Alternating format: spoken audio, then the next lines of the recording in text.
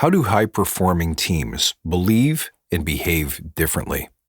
And what can the area of sports performance psychology teach us about agility? That's this week on the Badass Agile podcast.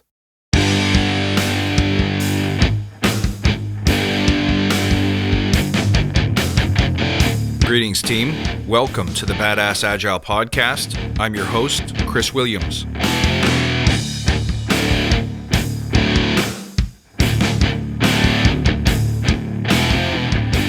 Greetings, team, and welcome back to another episode of the Badass Agile podcast. Listen, guys, we can get good at Agile all we want, but at the end of the day, when you get into the team room, if the performance isn't there, the motivation isn't there, nothing's going to change. So I'm fascinated with those areas of human performance that make people better and that make teams stronger. What better place to look for examples of the best than in sports and sports psychology? So I'm honored today to have a guest with me, Matt Comand from Consistent Elite Performance, who's going to tell us a little bit about what he does and what he's learned in the field from coaching elite teams. Matt, welcome. Thanks for having me. Thanks for dropping by the studio, brother. It's pretty cool. Yeah. So why don't you tell the Badass Agile family a bit about yourself? Sure. So my background is in sports psychology. So over the last few years, I've been working with primarily youth athletes, elite youth athletes, kind of ages 8 to 20, on developing mental skills. So things like visualization and imagery, things like consistent confidence, decreasing any performance anxiety they may have. Emotional regulation and composure is a really big one. Focus and concentration is a really big one. And then also I've been working with coaches and parents on developing an environment where their athletes can be at their best consistently. So trying to remove any psychological barriers, emotional barriers. And then recently moving more towards corporate coaching and taking the principles of human performance, the principles of sports psychology, and applying them to high-performing individuals and high-performing teams in corporate settings. So, I mean, it starts with 8-year-olds, but it also includes the parents. Absolutely. So why is that? Why do we feel like we should include the little kids, and why do we feel like we should get the parents involved too? So really good question. I think the kids themselves, whether they're 8 or 15 or 18 or 20, they're the ones going through the experience. They're the ones with different challenges facing either, teammates they might not get along with, conflict, role changing, things like that, as well as things outside of sport that are impacting their sport. The parents are obviously extremely involved, some more than others, but the feedback they give, the frequency, the type of feedback, the environment around or the idea around adversity, I think comes a lot from the parents and how to deal with adversity. And is it somebody else's fault, or is it, how do you just frame things in a way that is geared more towards growth rather than towards achievement? So really trying to help parents reframe that and best support their athletic child.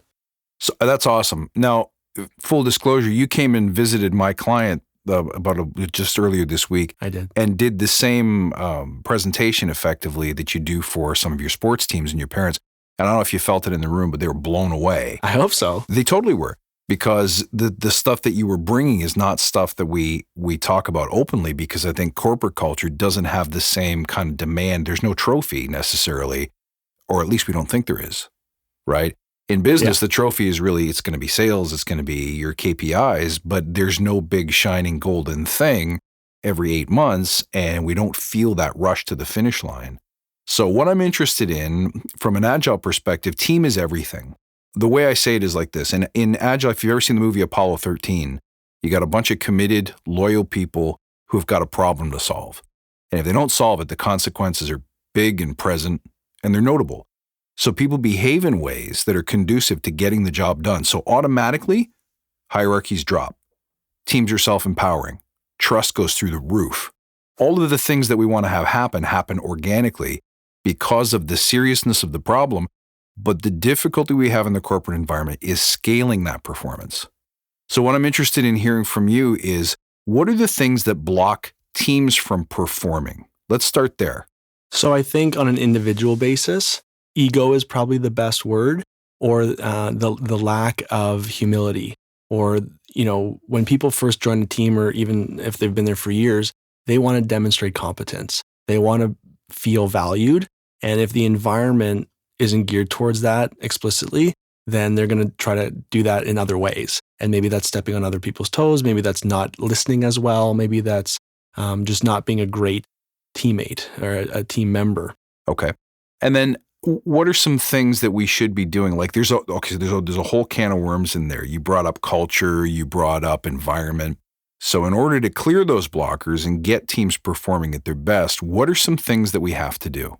I think the first thing is people need to understand and people need to be connected to why they're doing what they're doing. And the value they bring to the team needs to be explicitly communicated to them pretty consistently. So I think a lot of employees might be thinking, well, why am I even doing this? Or I work hard, I'm not recognized. Wanting to be recognized is not a selfish thing. It's a human thing. So if that need is not met consistently, then motivation drops, engagement drops, willing to take risks drops. So there's a lot of negative outcomes that come from that need not being met. So that to me is probably the biggest issue with poor teams, is that people aren't really connected as to why we're doing what we're doing. Is what I'm doing going to really help you out? If that's not made clear, then that's a problem. So in your experience, let's give the listener something tactical they can use. How do you find do we call this finding your why? That's what I call it. Yeah, you could. Absolutely. I think the word purpose comes up to play quite a bit. So it's discovering why you're doing what you're doing. And as soon as you find that answer, ask why again. And when you find that answer, ask why again, and keep kind of peeling back the layers. Okay. And eventually you'll get to kind of your personal mission statement or why you're doing, why you've made sacrifices in other areas of your life to now work here or to contribute to this team. So I think discovering your why is absolutely essential, and just trying to determine the deeper meaning as to why you're doing what you're doing. It's not going to the same room every day, the same office building every day to get a paycheck every other Friday. Trying to make a difference in somebody's life and trying to make a difference, whether that's your client, whether that's a mentee you may have at work, whoever it's going to be, something that you can feel connected to that's outside your own gains. I think that's where people find that engagement, that commitment, that motivation. Right. So the way I always peel that onion is to say there's your picture of the world when you're done with it. So what have you done to improve or change, or what does that change look like? But then you have to root it in service. You have to get really specific about who you serve, how you're going to serve them, and why you want to serve that group. So it helps you narrow down, for example, let's say you want to help women. Let's say you want to help children who never got a chance, underprivileged, underserviced. Maybe you want to help artists. Maybe you want to help, hockey players. So you get a sense of who you want to serve, and then you have to figure out why those people. And I always find that usually once you narrow it down like that, you can see in yourself a reflection of the person that you ended up wanting to serve, which is so interesting. So are there questions you can ask yourself to get to that why, though? Is there a place so if I say to a newcomer, go find your purpose, go figure out your why. Ask yourself why, then ask yourself why again, as you put it. But a lot of times when you ask somebody why, they just sit there. Yeah. So how do you get them out of there? So the first thing is always personal reflection, always. So increasing self-awareness. What are your strengths? So that's a tough question for people. We don't often sit and look in the mirror or, stand up in the shower and think, what am I good at? Or how do I impact people in a positive way? But I think that's a really important conversation to have with yourself. So what are my strengths? And then how can I, as you mentioned, impact other groups while I'm using my strengths? And I think that's when people really find purpose. That's when people really find meaning, is I know what my strengths are. Mm-hmm. I'm in a position to use them, and not just to benefit myself, mm-hmm. but to benefit other people. Now, let me ask you a question. That's at the individual level. Think for a second and give us your feedback or give us your ideas on how do we then congeal a group using the same method? Does a team have to ask themselves why? Yes, I think absolutely it does, or they do. Again, a team, whether it's a sports team or a marketing team, you all have goals, whether they're short-term, long-term. It's to win the trophy or to gain more market share or to increase client acquisition, client retention, whatever your outcome long-term goals are. But motivation is impacted by long-term goals, but attention and engagement are not. So process goals, the meaning, that's what's going to impact kind of day-to-day performance. Winning the trophy in 8 months or having this big pitch in 4 months or even 1 month away. Yes, it's what everybody talks about. It's what we all want to accomplish, But day to day, we're not going to be at our best, nor will we be connected to each other, feel connected to each other if we're not focused on the present moment, if we're not focused on the process right now. What can we do right now in the next hour that's going to bring us together or help us achieve our goal? Okay. Now you brought up something interesting there, which is connection to each other. And in corporate environments, we're not trained and we're not rewarded or encouraged for opening up to one another and sharing the things that we value and our dreams and goals, right? So how do we, put 8 people in a room? How would you get people connecting with one another? If I were the leader, Yeah. do it first. Nice. Use your own personal example. Nice. So I always like to think that a leader's best teaching tool is their own personal example. So if you're not willing to demonstrate humility, if you're not willing to say, I screwed up, if you're not willing to express gratitude, you can't expect your team to. Right. So that's what I would do first. And then I would create an environment that begets vulnerability, or that kind of increases that risk taking. Because people are only going to take risks if they feel the safety net a little bit underneath. So how do you create that environment is, again, being open yourself, talking about how risk taking will increase growth.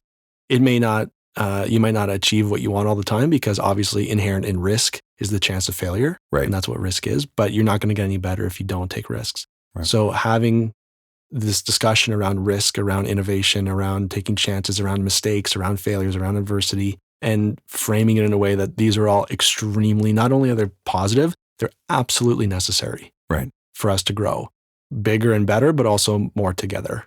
Now, we can talk about, like, I could put you in a room in front of people, my clients, for example, and we could have that discussion and say it's important to take risks, it's important to tame fear, it's important to experiment. But at the end of the day, if the culture doesn't support that, you're going to feel it. So the way that's going to show up is you're going to tell people to go innovate. They're going to go innovate, and you're going to say, great idea. What's next? Then they're going to say, let's go ask the boss. Let's go ask the boss's boss. Let's fill out the paperwork. Let's do all the things that we've always done. So what would you do to change the culture? Because let's face it, we can do everything we want in the team room. If the larger culture doesn't change at an organizational level, then they might leap for a little while, but pretty soon they're going to get the smackdown and they're going to go back to their old ways of thinking. So I think that the cultural change at large is super critical. How do you have that conversation with leaders who are not accustomed to behaving? They're not measured that way. They're not compensated that way. What would you do?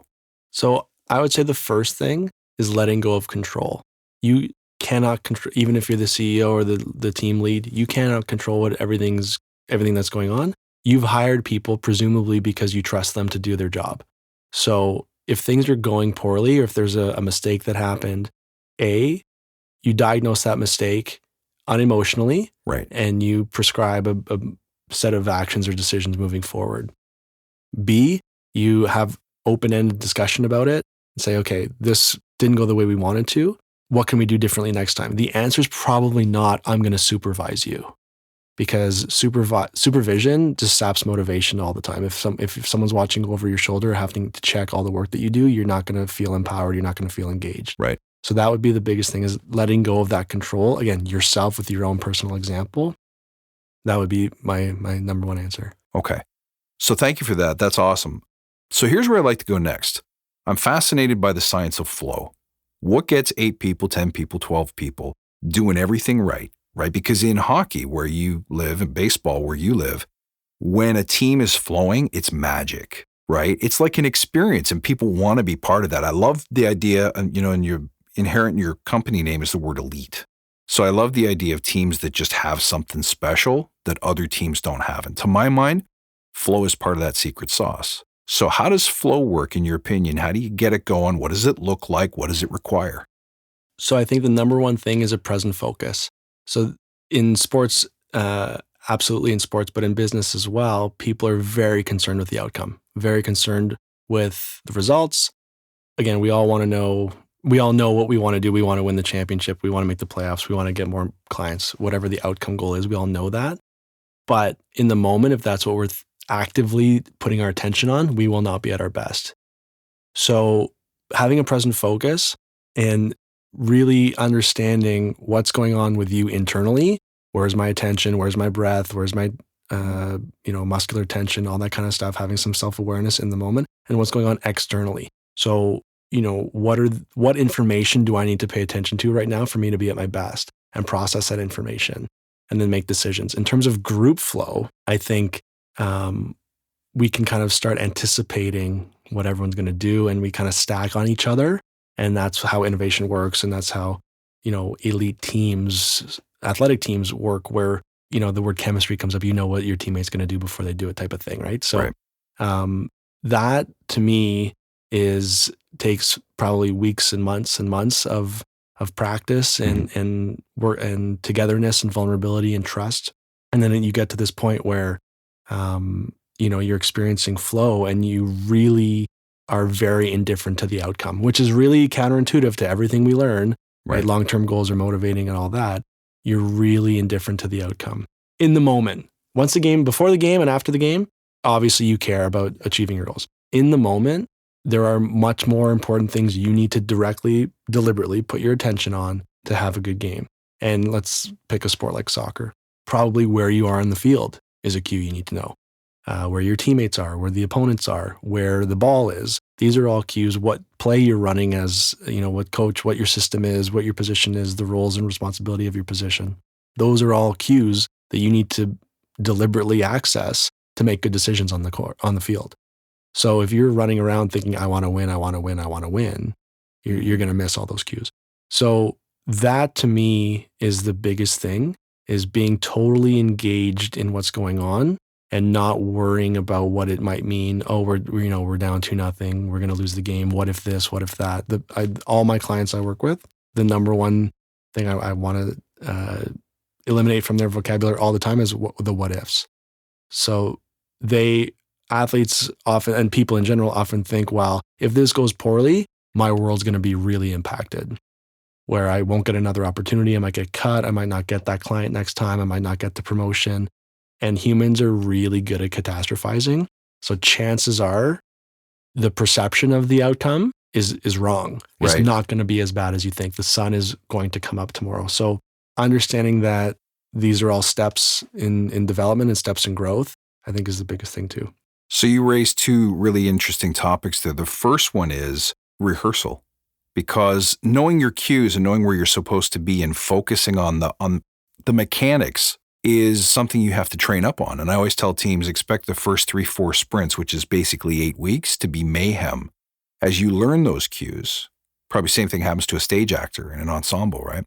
And so tell me a little bit more about training is question one, but I don't want to forget. The second thing is, it's fine to say don't live in the past or live in the future while you're trying to be present. That's very true.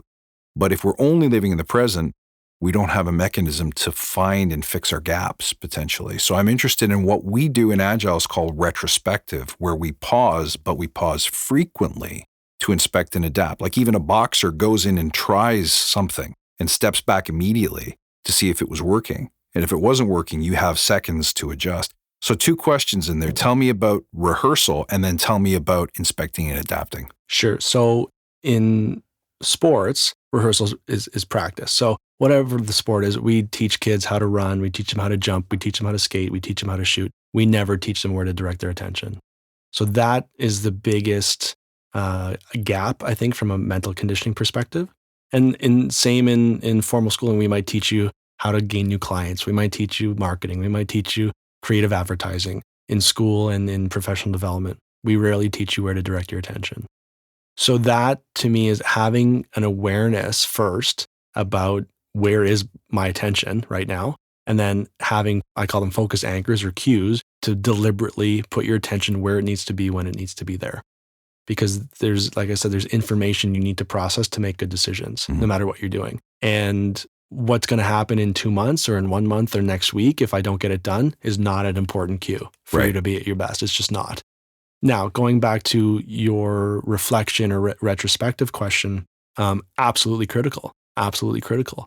However, in a performance, you want to turn off your conscious brain. So your rehearsal and your training and your preparation has to be so good and so deliberate that when your performance comes, you're on autopilot.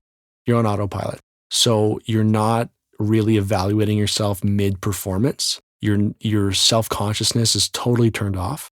And after the game or after your interview or after your pitch, that's when you take an unemotional diagnosis, an unemotional assessment and say, okay, what did I do well? What did I not do well? How do I want to handle this little trigger next time better or differently? Right. So that personal reflection is critical, but I would say not in the moment. Got it. Now, I know the listeners could use your advice on this. One of the big challenges we have in retrospectives is having meaningful conversations about gaps because you don't want to hurt each other's feelings, and most of us don't want to stare down the big, black, ugly barrel of seeing ourselves as we really are.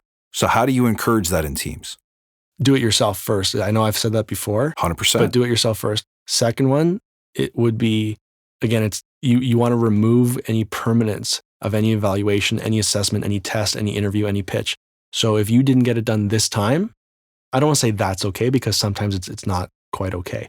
However, another opportunity is going to come. And it might not be with us. Maybe it was so bad that the opportunities here aren't going to be there for you anymore. That happens. That's a possibility in life.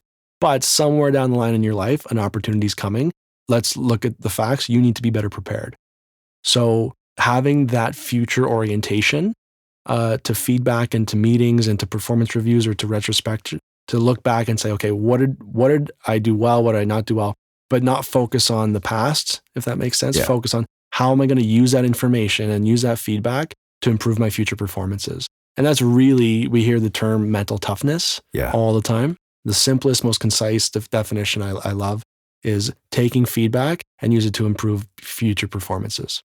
And it's to the point. And that's where a lot of people struggle is they don't want to see that feedback. They don't want to hear it from the coach or from the boss. And you're going to get stuck where you are, which is an awful place to be.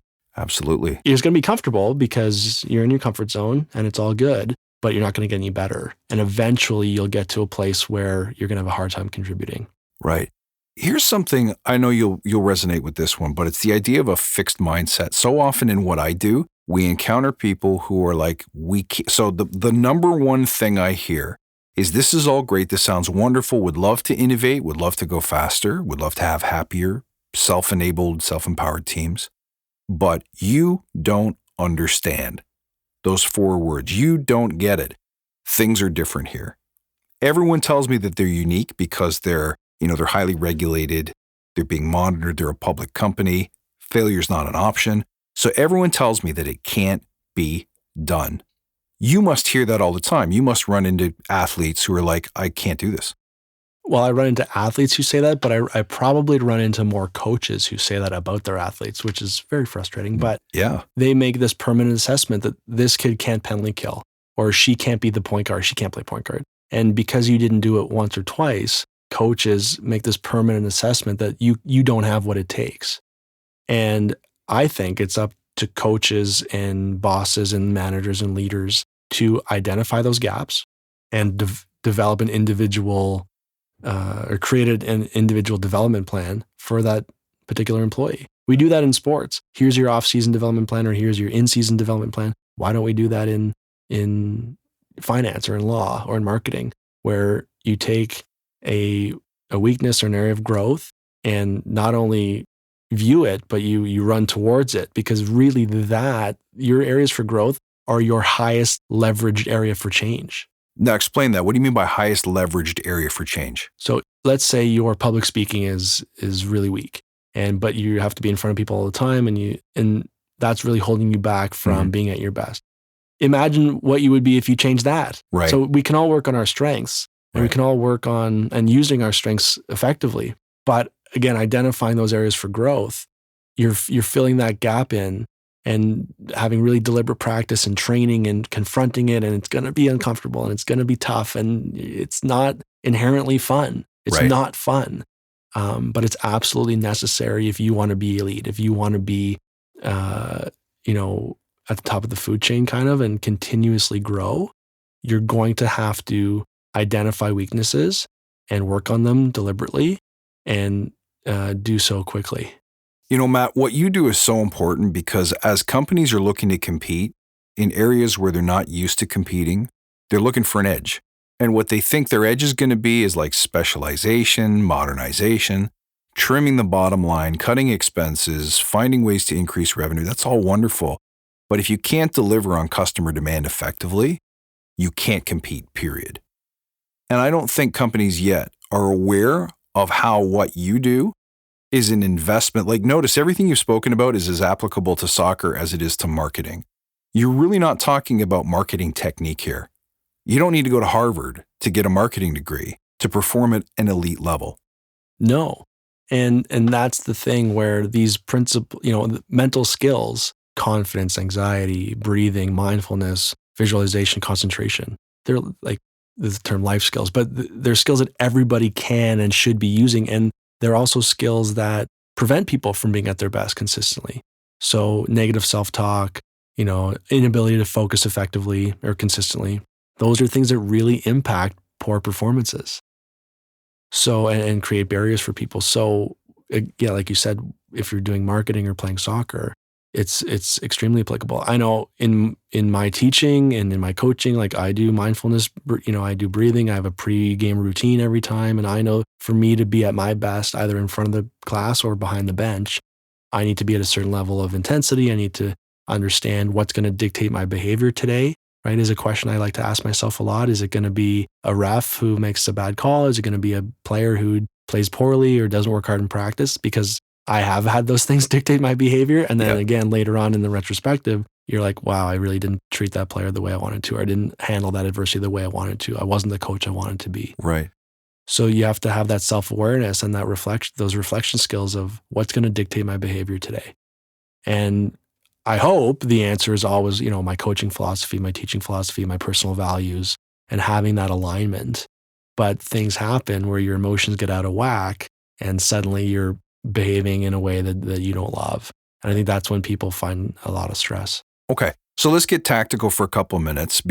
I love the stuff that you're talking about, because when I talk about journaling, meditation, yoga, mindfulness, sacred silence, those things, people's eyes glaze over, because they don't want to hear someone with badass on his business card say things like that. But the truth be told, special operations teams all visualize, all meditate. They all have a serious culture around intuition.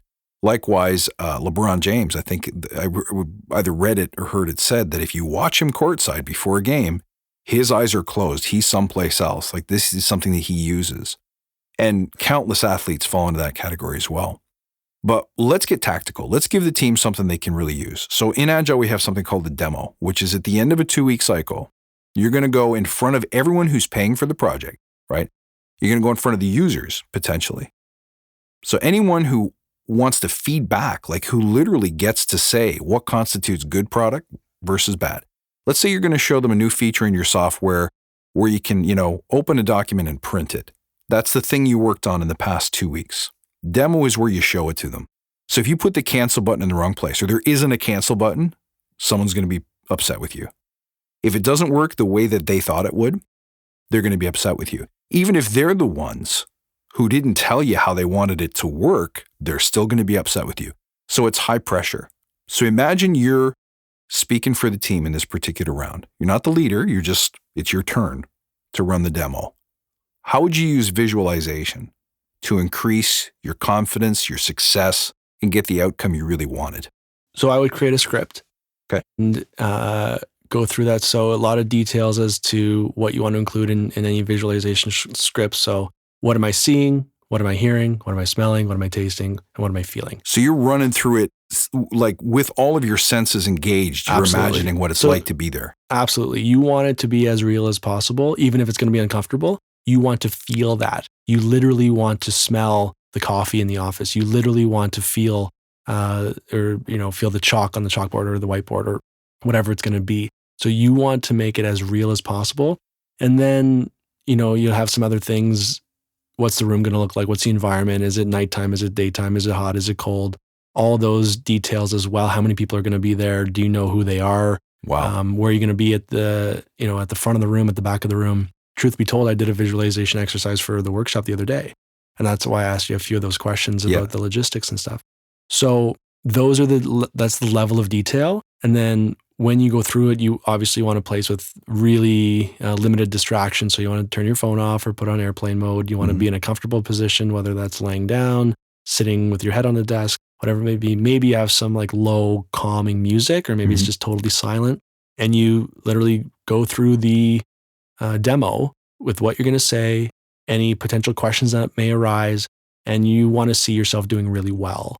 Not to an unrealistic extent, but just you want to see yourself and hear yourself performing really well and delivering it and being concise and being really well spoken and answering questions on the fly and understanding what they may ask. And then maybe some hardballs as to some, or curveballs, I should say, and how are you going to handle that adversity? Maybe something doesn't work. Maybe the PowerPoint doesn't work. Okay, how's that going to be handled? So some curveballs are always fine, but primarily you really want to have a really pleasant kind of high confidence engagement, right, or visualization exercise, I should say. And that's how I would do it, either the night before or a couple nights before. right. And then when you get to so that's kind of a mental rehearsal.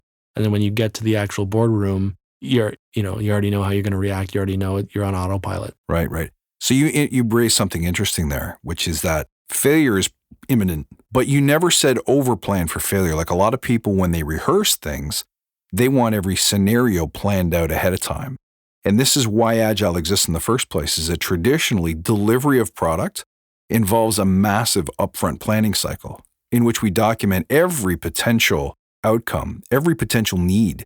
And then we get people to sign off on that so that we're certain that we know who made the call to go this way versus that way. In case something goes wrong, we got the name of the guy or the girl who sunk the boat. In your visualization steps that you just mentioned, you said plan for failure, but not over plan for failure. That's really interesting. So as I mentioned before, humans are really good at catastrophizing and seeing themselves fail. And then it turns out like people can literally close their eyes and see themselves, sweating in front of everybody and really not doing well. And it's a snowball effect, and it increases stress and increases fear and increases anxiety and all those things. So we really want to have as much control as we can. And the level of detail will help with that. So who's going to be there? The five senses, all those things, the environment. That's really going to be helpful. And the more you do it, the more skilled you become, obviously, and the more comfortable you become and the more control you have of your visualization, what you're imaging. However, things may come up like those curveballs that you should be prepared for. I wouldn't say plan for catastrophe or plan for failure or stress. However, things are probably going to come up that may be unexpected. So can you lean on your existing knowledge base? Can you lean on your experience? Can you lean on your professional expertise to handle those things? And if someone asks you a question you didn't prepare for, do you have the creativity and are you able to access information in your knowledge base to answer that question accurately? You might not know what the question is going to be, but you can anticipate someone asking one that you didn't really know about, and then, make connections or whatever it may be and answer it in an effective way. Right, right. So if rehearsal and practice is cornerstone to success, where actual practice is not possible or not possible yet, mental rehearsal, visualization is a huge component of getting that training in. Let's talk about trust for a minute. Here's the second tactical thing you can drop for the team, which is you're sitting in front of a brand new team. Nobody really knows each other, but we know that trust is essential. What are some things you can do immediately that help build trust and engagement and camaraderie? Well, trust really is the big word between the members of the team when you're brand new. So I think having open-ended questions and open-ended conversations as to personal questions, but not invasive. So what do you want to get out of this experience? Let's talk about that. Let's be open and honest and borderline vulnerable. And what do you want to get out of here? Okay, for you to get that experience, what do you need from me? And what do you need from him and her and us? So now it's all on the table. Not only, what outcomes do we want to get or business outcomes, not that. What do you want to get out personally? What do you want to get out of this experience? Is it learn how to do a new skill? Is it be part of a team I haven't been part of before? Is it to gain, professional expertise in this area that I have Right. not? So what do you want to get out of this? So again, there's some sharing going on. It's not invasive. It's not overly personal. Yeah. But it's that level of, okay, it's kind of safe to share here. There's this underlying assumption that we can share.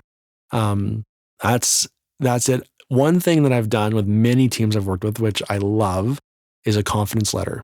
So you take 10 or 15 minutes in silence and you say, "Dear Chris, congratulations on ...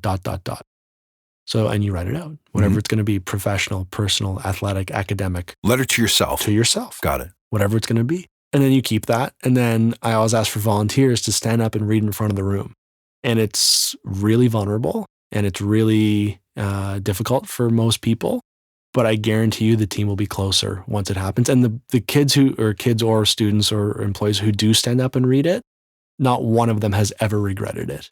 Interesting. I love it. Yeah. And then they keep the letter and it's a confidence piece moving forward, because when things are down, when you're not, feeling success in what you're doing, you're job hunting, it's not going well, you got cut, whatever it may be, you can pull out that letter and remember some things that you're pretty proud of. It's a bit of an awkward experience because we don't really go through life again thinking, well, what am I really proud of today? And, or what did I accomplish in the last year that I'm proud of? We don't think about that, but it's really healthy to have a little personal highlight reel in our back pocket once in a while to say, you know what, things aren't going so well right now, maybe, but I've been through tough times before, and look what I was able to accomplish. Look how I grew. Look how I added these skills to my repertoire. And there's something so powerful about putting your future me out there somehow. The Jim Carrey $1 million check example is very similar. That it's like, I'm getting here one way or the other, so I'm going to commit lines in the sand and say, by this date, I'm pretty much going to be here. Putting that out there in the universe actually changes things. It directionally changes things. Absolutely, I totally agree, and I think having that idea again of removing permanence and removing any permanence to assessment, to tests, to interviews, to pitches, to whatever it is, you're going to grow. If you have this framework and this perspective that these are all stepping stones and I need this, not only is it helpful, I need it to grow. Yeah. Failure is not an option. It's a biological requirement is one of my favorite lines from this book called The Talent Code, which I love. I know that book. Yeah. Yeah. But that's basically the thesis of the book. Failure is not an option, or struggle is not an option. It's a biological requirement. Absolutely. For growth. So, this idea that, where we are is where we're going to be is really self-limiting. Right. And it doesn't need to be there at all. Well, Matt, there's so many parallels between what you do and what I do. And I use a coach. I have a personal coach. I believe that it's essential to have someone who inspires you, drives you, gives you outside perspective and feedback. If you're not doing those things, I feel like you're missing out. And so what you do is so crucial, so essential to team success that I want to see this become more and more part of not only an Agile culture, but a business culture in general. So thank you for being here. Listen, you guys, you have a team. Yeah. And you provide coaching and services to the sports world and to the business world. And I understand some of those services are even online capable. Yeah. So tell us about where we can find you, more about what you do and how we can engage you. Sure. So consistenteliteperformance.com is the website. You can reach me at matt@consistenteliteperformance.com.